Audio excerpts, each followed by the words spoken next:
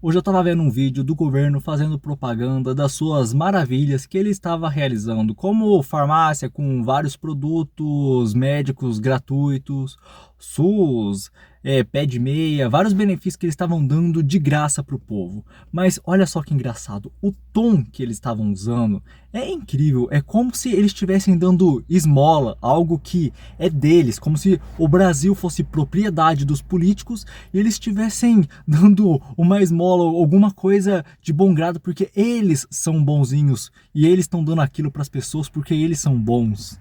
Mas é totalmente ao contrário, o governo ele não dá nada que ele não tenha tirado pelo menos o dobro da população antes. É só você parar para pensar. Toda vez que você compra até mesmo uma bala, você paga imposto. Logo, quando você usa o SUS que é pago por imposto, é algo que todo mundo já pagou por isso, então o governo não dá nada. Ele está só remanejando parte do dinheiro que ele capta de impostos, então não existe essa coisa de dar de graça. E isso fez eu chegar a uma conclusão maravilhosa. O Brasil é uma monarquia, só que com o nome de República Federativa do Brasil. É fácil fazer essa analogia. Os políticos, essa classe política poderosa e alguns bilionários poderosos seriam a nobreza, reis, nobres, esse pessoal aí que comanda tudo, aquele 1% do 1%. Depois viria a burguesia, que é aquela pequena fatia de ricaços, grandes empresários, que ficam ali entre os coitados dos plebeus ali e a nobreza. E por último, que seria os 95% da população, quem seria? A galera que é pequenos empreendedores, a galera CLT, aposentados e pensionistas, as mulheres, as crianças, os trabalhadores autônomos, todo esse 95% que é praticamente o Brasil inteiro seriam os plebeus, o povão que sustenta toda essa máquina que seria a nobreza e se acha os donos do Brasil e os grandes imperadores. E eu fico até imaginando, por que será que as coisas funcionam assim? Eu acredito que é porque, mesmo tendo passado 500 anos, o Brasil não mudou. Ele continua ainda com essa herança colonial da época dos reis. É só você perceber que nós é quem existimos para servir o Estado. Se você faz qualquer compra, se você tem que declarar imposto de renda, tudo esse tipo de coisa, você é obrigado a fazer para o governo. Você tem que declarar, você tem que prestar conta sobre qualquer tipo de coisa que você faz, sobre qualquer operação, sobre documentação, tudo você tem que prestar contas para o governo. Ele quer saber cada detalhe da sua vida.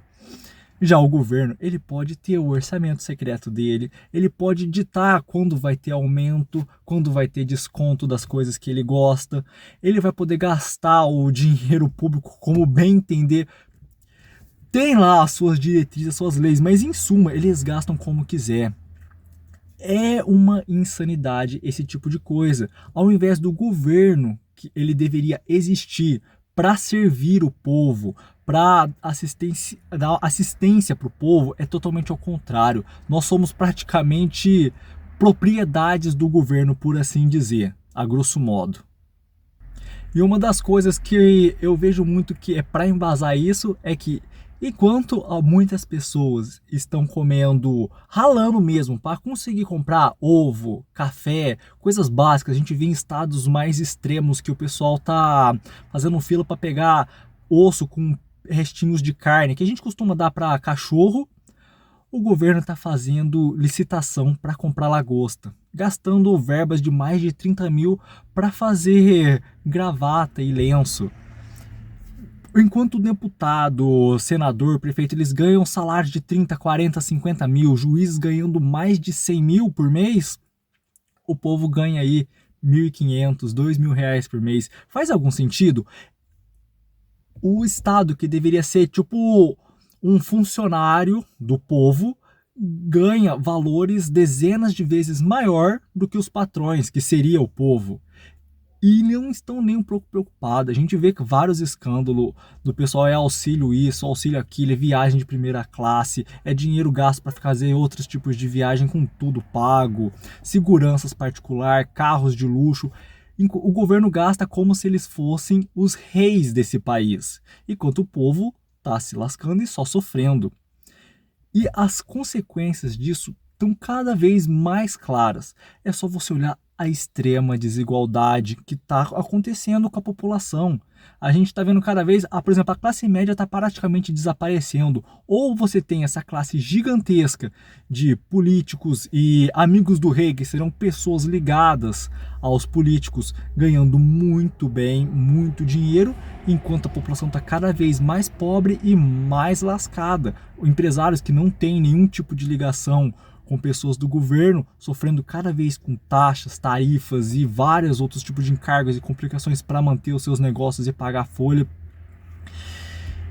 E isso me causa muita revolta, porque por mais que eu falei, por mais que a gente esteja nos tempos atuais, parece uma época do feudalismo.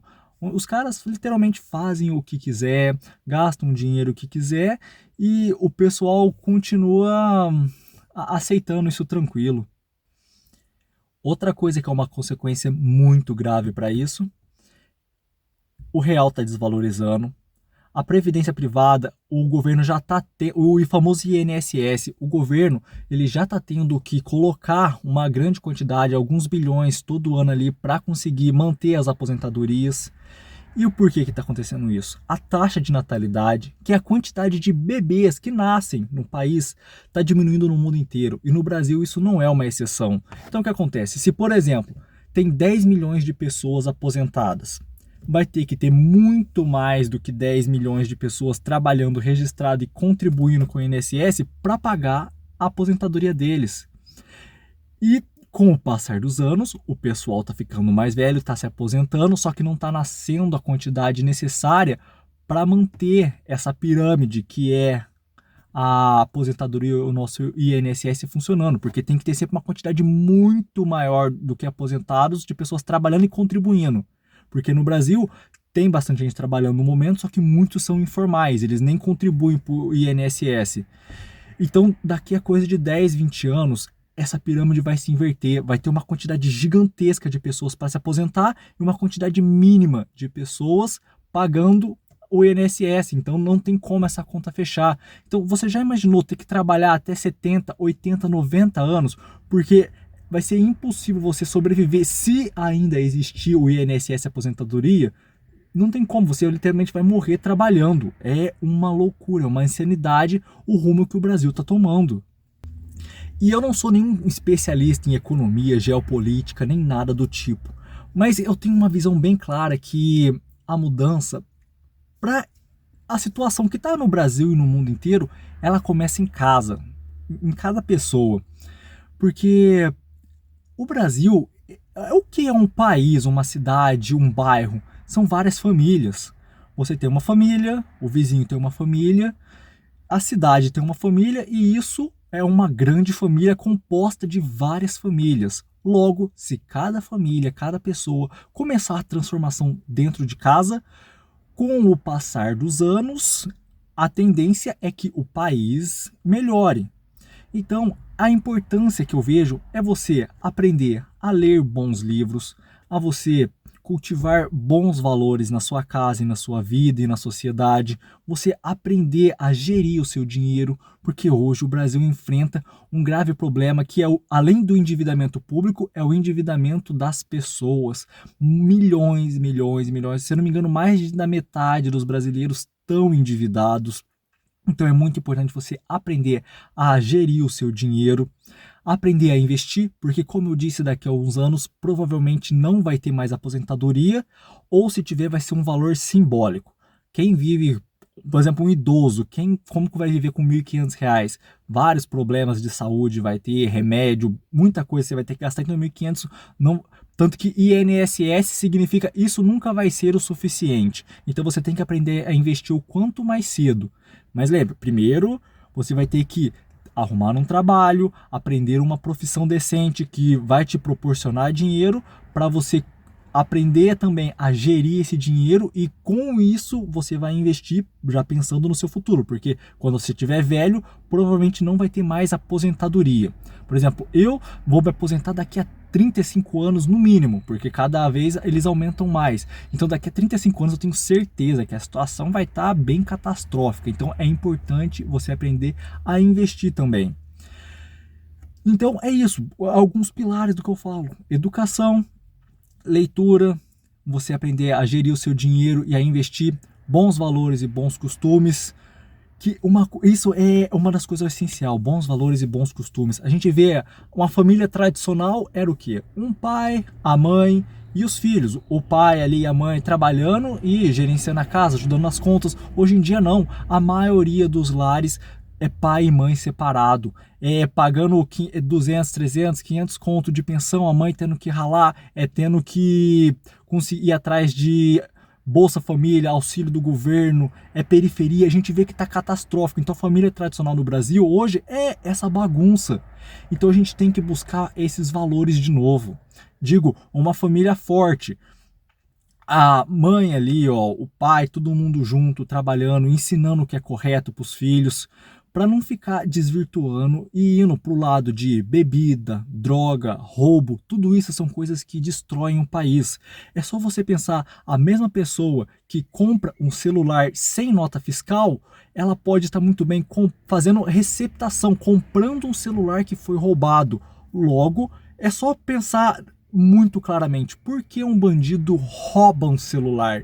Ele rouba porque ele quer vender esse celular e ganhar dinheiro. Mas se ninguém comprar esse maldito celular roubado, por que raios um bandido roubaria um celular?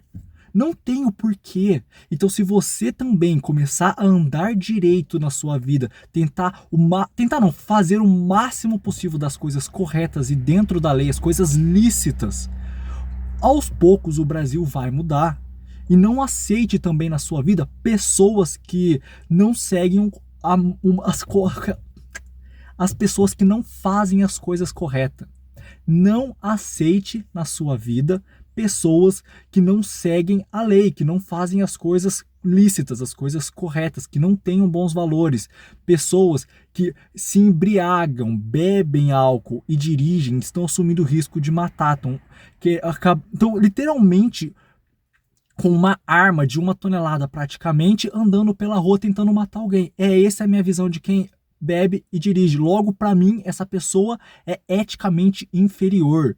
Ela é tão criminosa quanto uma pessoa que tenta espancar outra ou sai com uma arma tentando matar alguém na rua. Ela está assumindo o risco de matar alguém. Isso é crime para mim e também eticamente super errado. Então você tem que fugir, manter distância desse tipo de pessoa. Pessoal que usa droga também não leva a vida para frente.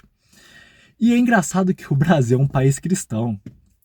Majoritariamente, né? É um país bem religioso. Todas as religiões pregam a boa conduta, os bons valores, tomar cuidado com a sua própria vida e com o próximo. Então, se todo mundo passar a seguir esse tipo de coisa, o Brasil ia melhorar assim 100%. E é só você ver as músicas que o povo ouve. É só você ouvir. As músicas estão glamorizando traição, bebedeira, uso de drogas, crime. É por isso que a nossa sociedade está assim. Os políticos que estão lá no poder hoje em dia, eles eram parte do povo. Se o povo está acostumado, eles mesmos, a comprar coisa roubada, a se embriagar, a cometer vários crimes e ilicitudes, passar pano para bandido, logo quando uma dessas pessoas virar um político, o que você acha que vai acontecer?